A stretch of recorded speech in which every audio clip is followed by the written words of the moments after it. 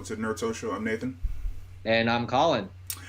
So we're going to talk about The Eternals, the new MCU movie that debuted. So as always, we will go through our spoiler-free thoughts about the movie. We're going to talk about the after credit scenes in a different video, but we will talk about that soon and also probably do another video ranking the Eternals as well. So, Colin, you just came back from watching the Eternals, I don't know, like 5 minutes ago?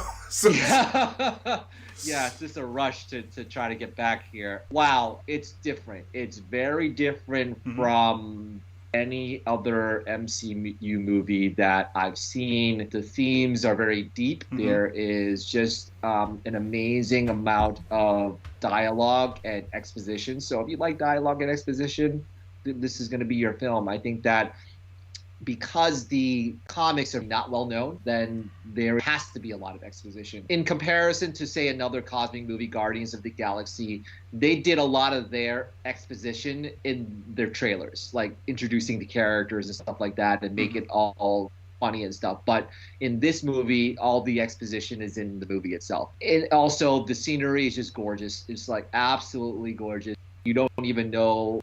I mean, they did it all real. And if it's real, it's really spectacular scenery overall. Just like the landscapes. If you watch No Man's Land on Hulu, Chloé Zhao won an Oscar for that. It's very similar in terms of the scenic variety. And then you saw the trailers, it's very much like that as well. That in itself is very different. And just the intricacy of the story is very different than, say, what other movies have had to do. It does go into a lot more deeper issues about life, humanity in general. And I think that it weighs on some people that may or may not appreciate that. So I think also that the scores online, especially Rotten Tomatoes, I don't think it's deserved. I really feel as though it's a lot of backlash that's happening with the movie. Not to say there isn't any issues or problems with it, but I think that the backlash is way too strong. And that's just like my initial raw impressions of it, and I'm probably going to see it a second time on Sunday, and once I absorb it a little bit more, I might have a different impression. But I just think overall it's really fascinating, really different from what you've seen so far in the MCU.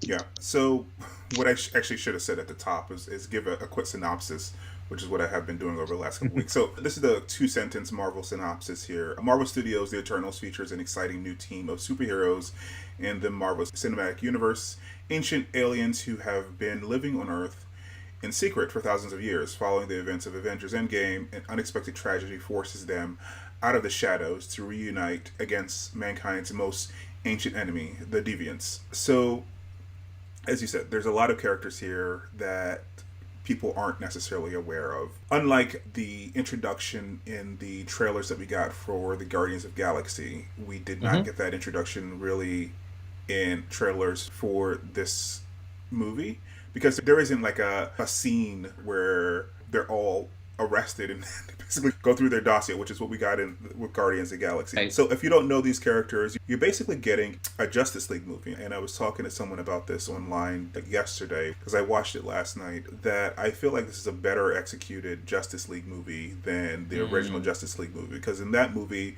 we didn't really get a run up to many of the characters. You got a Batman versus Superman movie. I've already said how I feel about that movie. The director's cut is better. But the other characters, I think 3 of the 7 characters in the movie had their own movie, and then we were introduced to the rest in that movie. Correct. So in this movie, The Eternals, we got an introduction to pretty much everyone in this movie. And I think it's still more effective than the Justice League, the theatrical release of Justice League. Definitely, this movie isn't perfect, but it also is not a rotten movie. I understand why people could be 50-50 split on this, because it's not a typical Marvel movie. It is definitely situated within the Marvel universe, because there's all kinds of Marvel-ish stuff around the periphery. But because this story starts 7,000 years in the past, it's like a tour through human history and where the Eternals were, and getting you to understand these characters, not just their powers, because you have to understand their powers, but you also have to understand them as individuals. And I feel like I had a better sense at the end of the movie of everyone's motivation than I did at the end of the Justice League movie. I connected with them more than I did with the characters in the Justice League movie. So I think it's far more effective ensemble movie if you're not going to do what Marvel has done in the past and introduce these characters in their own solo movie. There are also other things in this movie that you haven't seen in other Marvel movies.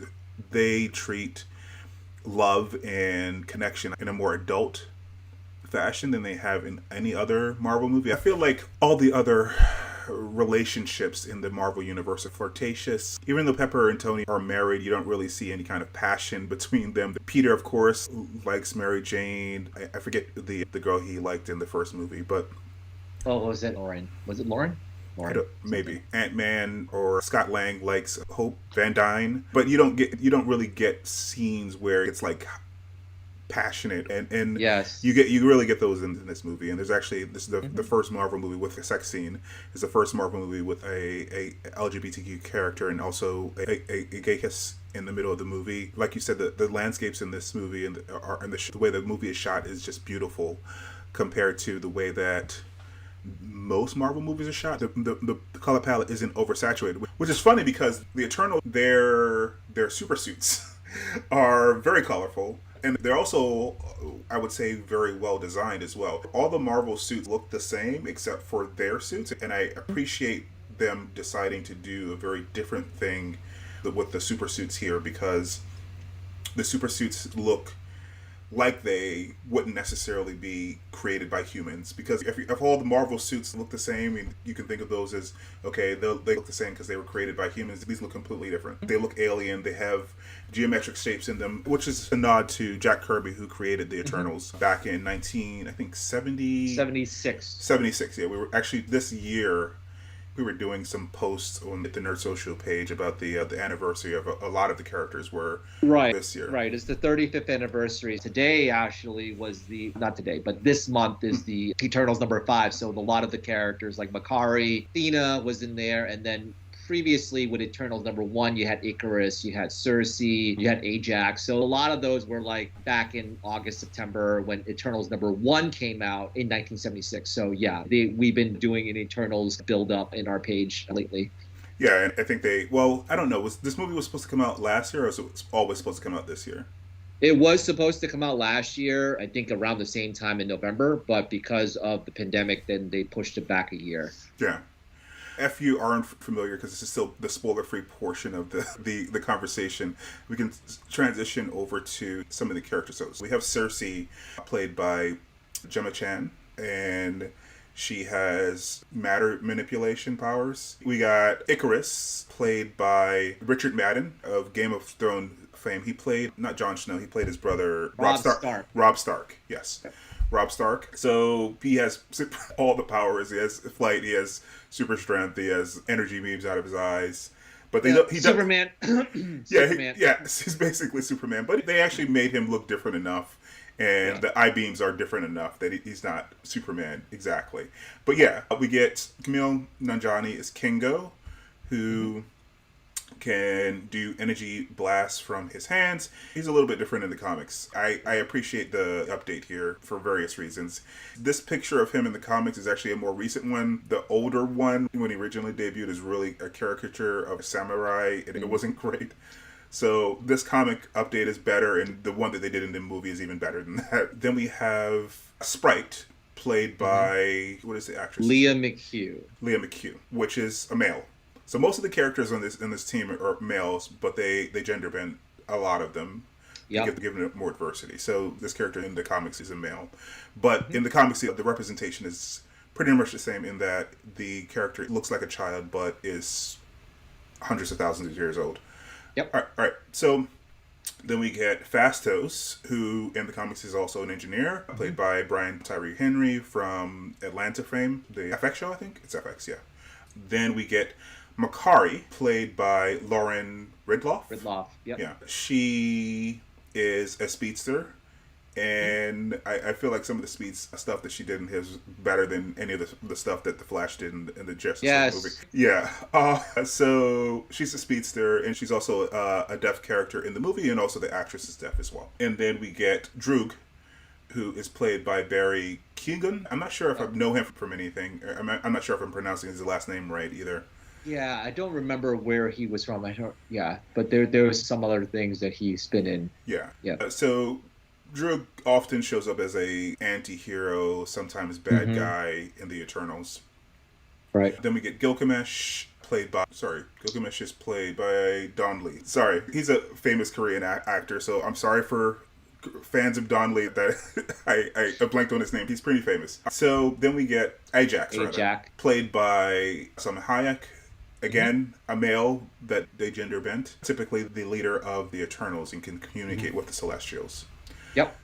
And then we have Thena, played by Angelina Jolie. Okay, so that's the very large cast. The other character that we have in this cast is also Kit Harington.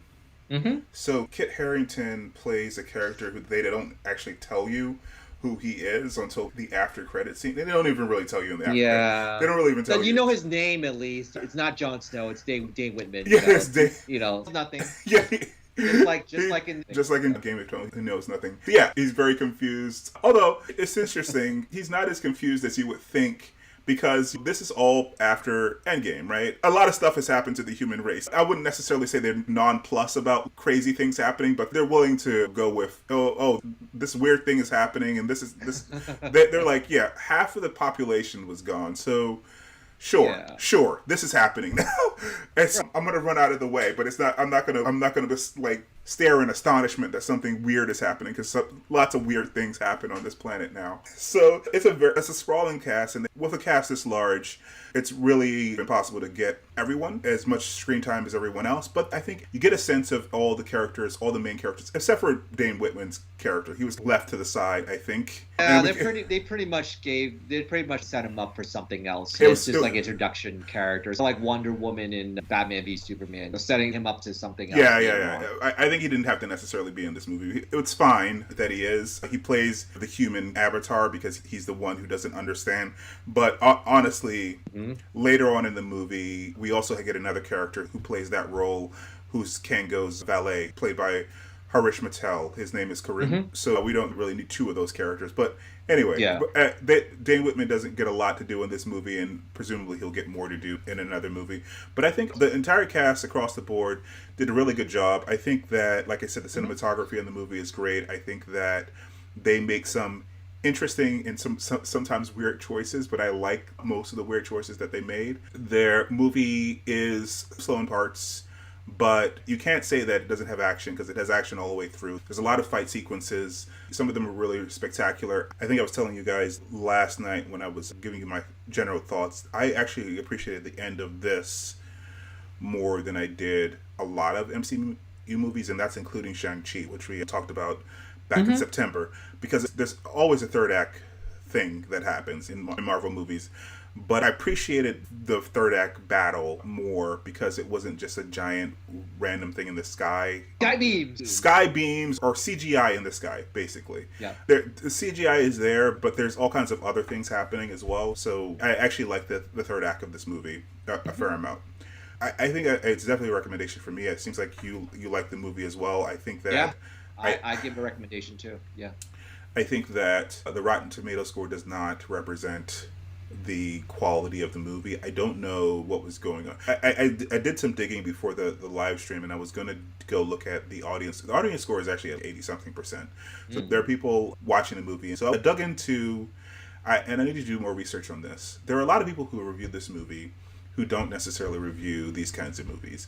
And I'm not sure if they just came to the party because Chloé Zhao is an Oscar-winning director, and they are reviewing this movie super harshly because she's not doing what they expect her to do. Like, I saw someone who didn't review the Black Widow movie, didn't review the Shang-Chi movie, but reviewed this movie. And I think it really had to do with the fact that Chloé Zhao was the director, which is fine, I guess. It's part of the reason that Marvel hired her, but these are not the typical people who review these movies. They kind of hold their nose up at these movies in general. So I don't know what they were expecting, but apparently they were disappointed. And it seems it's an even slip between the critics, but general audiences, the Rotten Tomato audience score is like in the 80% right now. So audiences are vibing with the movie a lot more than the critics. And again, a lot of those critics might be like new to the party or not really necessarily people who are interested in the party, but were just interested to see what Chloé Zhao was doing. And yeah. Yeah, I just think that there's definitely that in aspect, and I think that there's definitely a backlash, like I said in the beginning, at the top of this live stream, is I really feel as though Eternals is one of those movies where it was a risk. I think it's much more of a risk because much more than Guardians of the Galaxy. Guardians of the Galaxy was lighthearted, was fun, was about family. This was much more kind of a deeper understanding of humanity in general. So I think it turns people off in that. And I'm going to get into that in the spoiler part, why this is the case. But I just feel as though there's a lot of backlash. But I think there's some social angle to it, some type of animosity to it, because I don't want to bring this up in terms of it being a racial thing. Because if you think about it, yes, Chloé Zhao is a different type of director. Who's the lead in this? Gemma Chan is a different type of lead actress. So is there that type of blinded or veiled type of animosity or even racism? Maybe there is. I don't know. But I think that because there is such difference in this movie, and because of what you said about the LGBTQ interactions and relationships, I think that because of that, it really maybe turned people off, or whatever it is, whatever type of biases or whatever type of hidden type of veil type of things going on. So there's a lot of that type of things to unpack, and I would love to do that in the spoiler part of the review. Yeah, I think that some of that definitely might factor into what's going on with the critics' reaction, because like I said, the audience reaction is something completely different. But I also think this movie is different, and people complain about the fact that Marvel is doing the same thing over and over again, and I appreciate that Marvel is doing things different. Marvel is taking a risk. Like you said, Guardians of the Galaxy was a risk, but they basically sprinkled a bunch of the Marvel formula on characters. They were making jokes all the time. There are jokes in this, but they're more subdued. Yeah. This movie isn't a joke fest. This movie is about love. This movie is about faith. This movie is about like betrayal and duty. There's all kinds of very human things that would be undercut by jokes all the time, and that's what people complain about. That's what people complain about in Marvel movies. They didn't do it here, and they're getting dinged for it. I think it's like you can't really discuss those things, those very human, very deep things, and be joking about them all the time. I think that's the soul of this movie, is pretty much the frailties of humanity, or the subtleties, or even the flaws of humanity. And I think that when people see that, they're like, I don't want to watch this, because it's a kind of like almost we take it within ourselves and we internalize it, and then we're like, man, that's depressing. Or, man, I don't want to watch that. I want to escape. And I think that what she tried to do, what Chloé Zhao tried to do, was try to almost give an examination of ourselves. And so when we try to look internally, we're like, oh, we don't like this picture. And we don't like it. We don't like that embodied in these Eternals. And so I think that because of that, we're like, oh, I don't want that. I want escapism. This is not escapism by any stretch of the imagination. The escapism part is pretty much the story based on the comics, but I think it's a very human type of thing that the Eternals are experiencing, and we don't want to see that in a movie, probably. Yeah, so I think that the Eternals' reaction, things happening on a couple levels, right? That they're very human interactions that you haven't seen in Marvel movies before, so that the Eternals have, even though they're not human.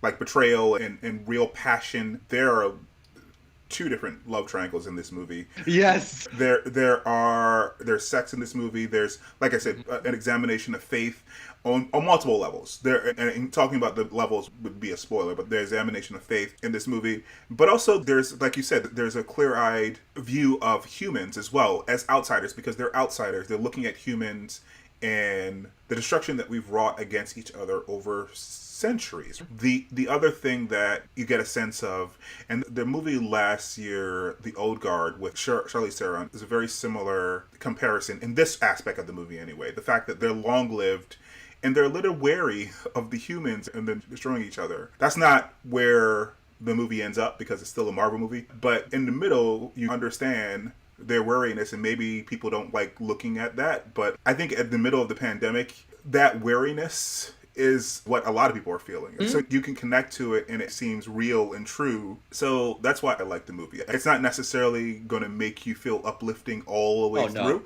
but that's not the point of all movies. And it shouldn't be the point of all Marvel movies. Otherwise, basically what people have been complaining about Marvel movies is true. They're cookie cutter and you can skip them because it's going to be just a facsimile of the previous movie. If they are going to evolve these movies, they need to be able to have different tones. They need to be able to say different things. And I think this definitely says something different. And I appreciated that. Yeah. One final thing before we get to spoilers is that I feel as though initially I thought, okay, they're sticking their noses up, like the Eternals are sticking their noses up on humanity. Mm-hmm. And you don't see that.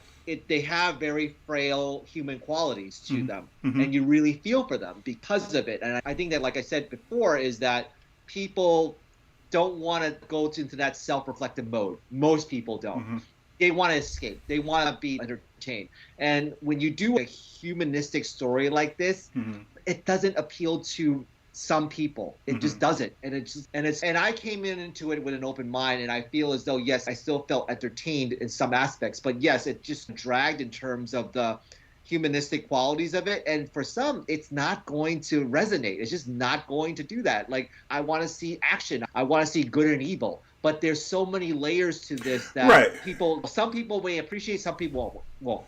Yeah, so it definitely is action, but good and evil is not as simple in this movie as in a lot of other movies. There's lots of shades of gray, and again, talking about where there's shades of gray would be spoilery. But yeah, there are 10 characters here, and there are other characters on the periphery as well that have influence on how they interact with each other and also how they interact with a human being. So yeah, where they are in their lives and how they feel about humans and how they feel about themselves as Eternals and how they feel about themselves as individuals vary between each character.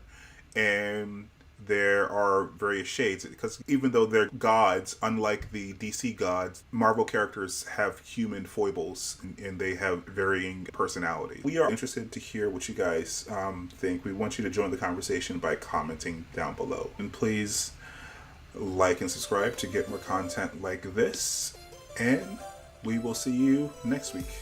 All right, guys. Bye. Thanks.